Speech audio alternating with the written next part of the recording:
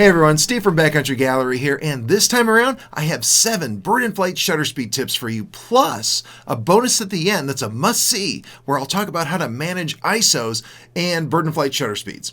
The thing is, most people assume there's a magical shutter speed that you can lock it in and it works for all bird in flight scenarios, and that's not really the case. The truth is, there are a ton of variables that can have a huge impact on the best shutter speed for a given situation, and it's up to you as the photographer to make appropriate choices in the field.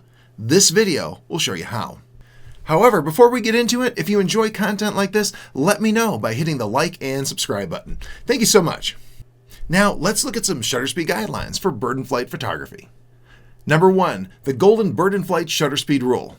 First, the golden rule, assuming a good AF lock. The faster the shutter speed, the higher the keeper rate. As your shutter speed drops, your keeper rate will as well. In fact, and in my experience, insufficient shutter speeds are the #1 cause for blurry bird in flight photos.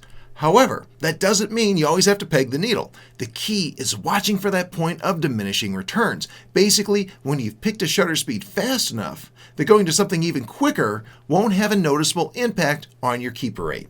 Unless, of course, there's a ton of light and those faster shutter speeds aren't really stressing your ISO. Here's a table with a general range of safe shutter speeds based on the size of the bird. Since larger birds are generally slower targets than smaller birds, this is a good place to start. The reason there's a range of shutter speeds is because which part of the table you're using, the left, the right, or the middle, depends on a number of factors that we're going to discuss in this video. However, when used properly, this table will yield a reliably high keeper rate for most photographers. Also note that 1/3200th of a second is the only shutter speed that appears in all 3 rows of the table. Because of that, I tend to use it as my default, and you'll see that throughout this video. Basically, I start at 1/3200th of a second, and then I decide if I want to go faster or slower based on the situation. Also, just a quick disclaimer, remember that when it comes to picking bird in flight shutter speeds, there are always other considerations. Maybe you got to roll the dice a little bit with a slower shutter speed because the light is low and you want to keep your ISO out of the stratosphere. Maybe you want to show a little more wing blur or motion in the image. So, don't think of the table as a rigid set of rules, but rather as a set of guidelines that will help you get consistently sharper photos. 2. Shutter speed is dependent on you. There are a lot of guidelines and suppositions out there when it comes to bird in flight shutter speeds, but there's something no one ever seems to tell you. The ideal shutter speed isn't based on how fast the bird is flying. It's highly dependent on how well you keep the bird in position in the frame. Generally speaking, the better you are at keeping the bird in the same place in the frame as you pan, the slower the shutter speed you can use. Heck, this panning shot was captured at just 1/15th of a second, and it works because I was able to keep the stork in place in the frame for the duration of the exposure. I wanted to bring up the importance of keeping the bird in place in the frame for a simple reason. Most people never consider the reason why they are using a particular shutter speed for a particular bird in flight scenario. However, when you start to realize that the key to a razor-sharp bird in flight shot lies largely with your ability to keep the bird in place in the frame, you start to think about that a little bit as you shoot. You tend to pay more attention to exactly where the bird is in the frame, and you work harder to keep it in position. And you know what? Your hit rate skyrockets. In addition, this makes it easy to use the table below to help determine a proper shutter speed. If you're panning with a bird and can just barely keep it in the frame, go for the right side numbers, maybe even higher. On the other hand, if you are easily keeping the bird in place, you can safely use the left side numbers and maybe speeds that are even slower than that. This also means there's no perfect shutter speed for every person in every scenario, and 2 photographers standing side by side might be using 2 wildly different shutter speeds, and yet both sets of photos are sharp. 3. Flight speed. Next, let's refine this even more and talk flight speed. The thing is, it's easy to say something like if you're shooting great blue herons, you need 1/1600th of a second, but that's a dangerous way to think since the bird isn't always moving at the same rate. After all, sometimes they're in a hurry, which favors the middle and right side of the table. Other times they glide by at a more leisurely pace, which favors the left side.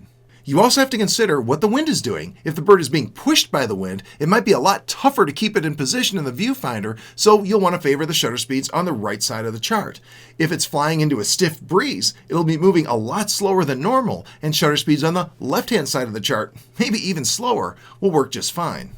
As a side note, keep in mind that birds like to take off and land into the wind. So if you have a group of birds that you're trying to catch as they come and go, you can give yourself an advantage by picking a position that works with the wind rather than against it. 4. Distance. We also have to consider distance. The closer the bird is, the more you'll want to favor shutter speeds on the right side of the scale. When a bird is close, you'll have to twist your body faster as you pan, and the faster you move, the more difficult it is to keep the bird perfectly positioned in the frame. Are you catching kind of a theme here? On the other hand, a more distant, less frame-filling bird is easier to keep in place, and you can generally use shutter speeds more towards the slower side of the chart. This bit of advice is often handy when you're working with a distant bird and the light maybe is a little bit dimmer than you'd like. Rather than just defaulting to a fast shutter speed and battling it out with noise later, you can drop your shutter speed a bit since you don't need to peg the needle for a sharp image with a distant bird in quite the same way you would with a close one. 5. The size of the bird. As you know, smaller birds are faster flyers. However, there's another aspect to them. Very generally speaking, the smaller the bird, the more bounding the flight pattern. In other words, while larger birds tend to keep more or less even elevation as they fly, smaller birds tend to have a more bounding up and down flight pattern. Not only does this make them harder to follow with your camera and keep in place in the viewfinder, it also means you'll have to compensate for their vertical movement with shutter speed. Unless, of course, you can pan like horizontally and diagonally at the same time, which is not a trick I'm very good at performing. So the guideline is easy. The smaller the bird and the more bounding the flight, the more to the right of my shutter speed chart I tend to lean. 6. Flight direction. We also have to consider direction. If the bird is flying parallel to you, most of the weight of a sharp image falls on your ability to successfully pan at your chosen shutter speed. However, what happens if the bird is flying straight at the camera? Well, things get a little bit more complicated. When a bird is flying directly at the camera, panning no longer helps keep it in position. In order to get a sharp image, you have to 100% rely on shutter speed to stop the forward motion of the bird in the frame. If you don't, it'll blur. Think of it this way. If you have a bird coming right at the lens at 25 miles an hour, it's covering 36.6 feet every second that ticks off the clock. Figure about 440 inches per second. So at 1/500th of a second, you're getting just under an inch of movement. 1 inch of movement from a bird coming at the camera is definitely going to display a disappointing amount of blur.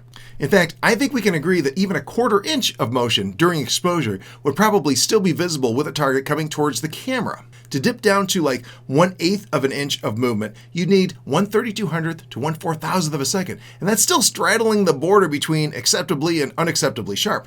1/16th of an inch or less is obviously better. Now, I'm not saying you should be out with a radar gun and a calculator, but I am saying you might want to goose the shutter speed a bit for birds flying directly at the camera.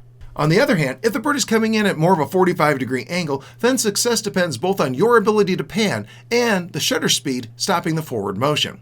While the forward motion isn't as extreme in this scenario as a straight-on shot, I still tend to favor shutter speeds a bit on the faster side of the scale, if I can get them. Before we get into the tips for takeoff shots, I wanted to mention that if you're enjoying this video, make sure you check out my bird in flight photography book. It's a must-have for every serious bird in flight photographer and is loaded with every bit of bird in flight advice I know. Make sure to check it out after the video. 7. Shutter speeds for takeoff shots.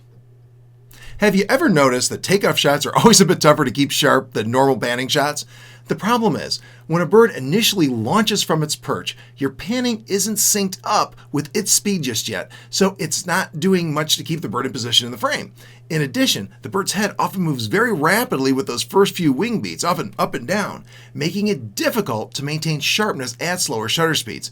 As you've no doubt guessed, for takeoff shots, I favor the faster side of the scale. In addition, our AF system is often taken a bit by surprise by a bird bursting into flight and isn't always tracking with the vigor we would like. So not only should you think about raising the shutter speed, but if you have the light, maybe knock the f-stop down to maybe at least f8 or so for some added depth of field. Bonus, what about ISO? Finally, a quick word about ISO. I know it's easy for me to recommend these nice fast shutter speeds, but you may be worried it's going to crank up your ISO too much. And that's fair because it probably will in some cases. However, if you've read any of my books, the Bird and Flight book in particular, I say it over and over. I'd rather have a sharp but noisy shot than a clean one that's blurry. The thing is, noise reduction software can often salvage a sharp but noisy photo, but a shot that's out of focus is usually a complete loss. For me, that means I love to keep my ISO under 3200 when I can, but I will conditionally go to ISO 6400, 12,800, and sometimes rarely even higher with my full frame camera. However, how far I go will depend on how much I'm planning to crop. The smaller the bird is in the frame, the smaller the detail is relative to the sensor size. This means detail in a bird that's only taking up a small portion of the frame is easily overwhelmed by noise that wouldn't be an issue at all if the bird was filling the frame. The upshot, if you're filling the frame pretty well, feel free to use higher ISOs like 6400 and 12,800 with a full frame camera. If you're looking at a heavy crop, you should probably try to keep it under ISO 3200. Although at first that seems a little disheartening, keep in mind what we mentioned earlier. The farther away the bird is, the slower you can drop your shutter speed. Again, my Bird and Flight book covers this in far more detail than I can here, but that's the general idea. Also, make sure you check out my Bird and Flight photography crash course video here on YouTube. As always, if you enjoyed this video, give it a like and share it with others. Thank you so much for watching and have a great day.